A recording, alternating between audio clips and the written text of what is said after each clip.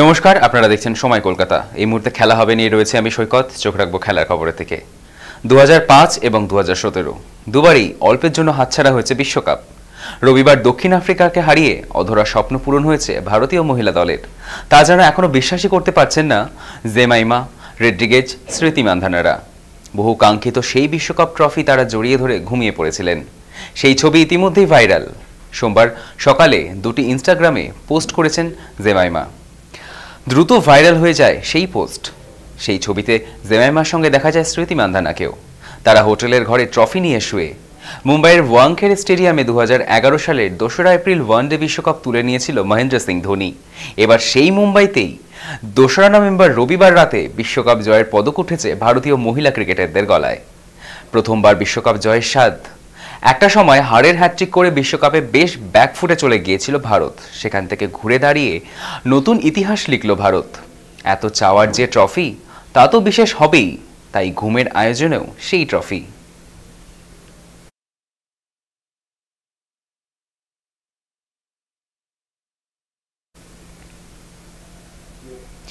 মহারাজ সৌরভ গঙ্গোপাধ্যায় যা পারেননি, 5 বিশ্বকাপ খেলা ঝুলন গোস্বামীও যা পারেননি, তা এবার করে দেখালেন রিচা ঘোষ। শিলিগুড়ির মেয়ের হাত ধরে এই প্রথমবার বাঙালি ক্রিকেট বিশ্বকাপ হাত ছুঁয়ে দেখল। রবিবার দক্ষিণ আফ্রিকার বিরুদ্ধে 52 রানে জিতে বিশ্বকাপ জয়ের স্বাদ পেয়েছে ভারতীয় নারীর দল। ফাইনালের রিচার 34 রান গুরুত্বপূর্ণ অবদান রেখেছে। এদিন ম্যাচের পর রিচা জানালেন, জীবনে বাজি রেখে ফাইনাল ম্যাচ খেলতে নেমেছিলেন। বিশ্বকাপ জিততে পেরে স্বপ্ন পূরণ হয়েছে। এর আগে দুবার বিশ্বকাপ ফাইনালে গিয়েও খালি হাতে ফিরতে হয়েছিল ভারতীয় নারী ক্রিকেট দলকে।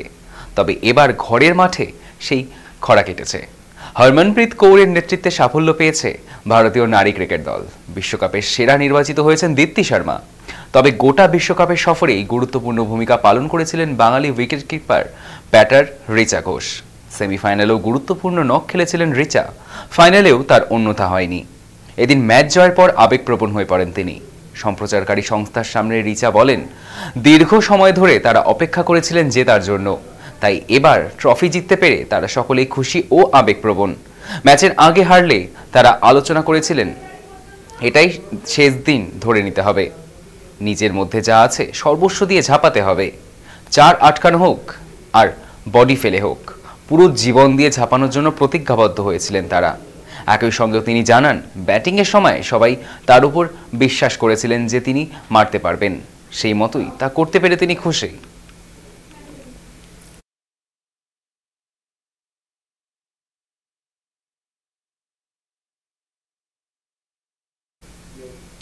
টি-20 বিশ্বকাপ জেতার পর 125 কোটি টাকা পুরস্কার পেয়েছিল রোহিত শর্মার নেতৃত্বাধীন ভারতীয় দল। তবে ঘরের মাঠে বিশ্বকাপ জিতে পুরুষদের অর্ধেকের কম পুরস্কার মূল্য পাচ্ছেন হরমনপ্রীত কৌর।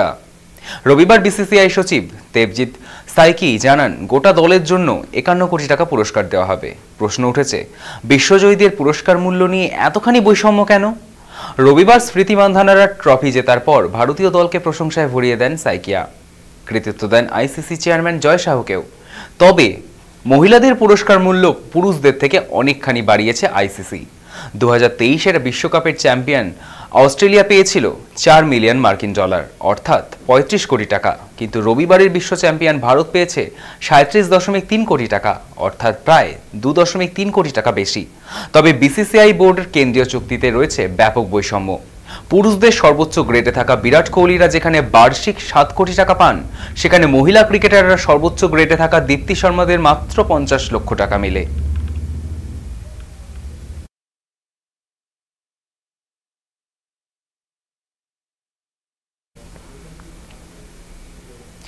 দক্ষিণ আফ্রিকাকে 52 রানে হারিয়ে প্রথমবার বিশ্বজয়ের স্বাদ পেয়েছেন হরমনপ্রীতরা। ঐতিহাসিক এই সাফল্যে এখন সেলিব্রেশনের মুডে আসমুদ্র হিমাচল। উচ্ছ্বসিত 1983-র বিশ্বজয়ী দলের অন্যতম সদস্য সুনীল গাভাস্কার। এক সর্বভারতীয় সংবাদ মাধ্যমকে সুনীল বলেন, অসাধারণ একটা জয়। ভারতের মেয়েরা সত্যি কঠোর পরিশ্রম করেছে। বছরের পর বছর ধরে ওরা প্রবল চাপের মধ্যে ছিল। ফাইনালে পৌঁছেও সেই সীমা কিছুতেই ভাঙতে পারছিল না ওরা। কিন্তু এবার সেই সীমা ভেঙে গিয়েছে। 50 রানের বেশি ব্যবধানে জিতেছে ভারত। এই জয় কিন্তু সহজে আসেনি। দক্ষিণ আফ্রিকা খুব একটা কঠিন দল। গ্রুপ পর্যায়ে ওরাই ভারতকে হারিয়েছিল। তবে এই দেশের নারীরা ফাইনালে জবাব দিল। বহু যুগে একবার এমন জয় আসে। ভারতীয় ক্রিকেটের ইতিহাসে অন্যতম সেরা জয়। সেমিফাইনাল এবং ফাইনালে ভারত যেভাবে অস্ট্রেলিয়া এবং দক্ষিণ আফ্রিকাকে হারিয়েছে তা অকল্পনীয়। 2005 এবং 2017 সালের শেষ বেলায় স্বপ্ন ভেঙেছিল দেশবাসীর। ভারতীয় মহিলা দল দুবার ফাইনালে পৌঁছে জয়ের মুখ দেখতে পায়নি। এবার অস্ট্রেলিয়া ও অন্যবার ইংল্যান্ডের সামনে ডুবেছিল তরি। তবে এবার সব বাধা পেরিয়ে জগৎ সভার শ্রেষ্ঠ আসনে স্মৃতিমান্ধানারা।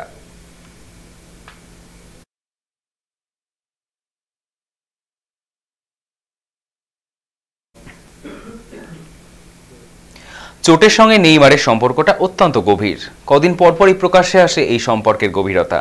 বিশেষ করে কাতার বিশ্বকাপের পর বেড়েছে সেটি। 2022 সালে সেই বিশ্বকাপের পরে চোট যেন পিছুই ছাড়তে চাইছে না ব্রাজিলিয়ান এই তারকার।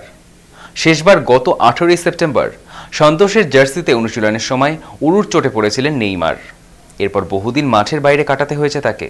অবশেষে 43 দিন আর 9 ম্যাচ পর আবারও মাঠে ফিরলেন নেইমার। রবিবার রাতে সন্তোসের হয়ে ব্রাজিলিয়ান লিগে ফর্তালেজার বিপক্ষে বদলি হিসাবে নামেন তিনি। ম্যাচের 67 মিনিটে সতীর্থ মিডফিল্ডার ভিক্টর হুগোর পরিবর্তে মাঠে নামেন নেইমার। খেলেন 23 মিনিট।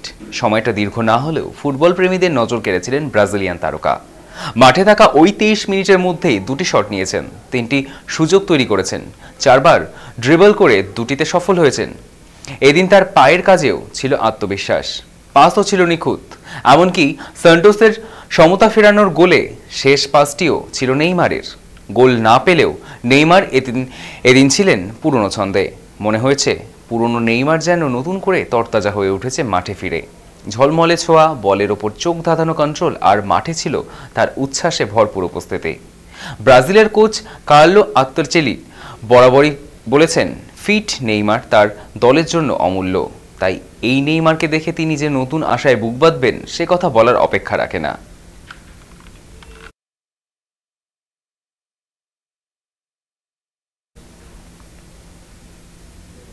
খেলা হবে এখনকার মতো এ পর্যন্তই। দেখতে থাকুন সময় কলকাতা। সময় বলবে সময়ের কথা।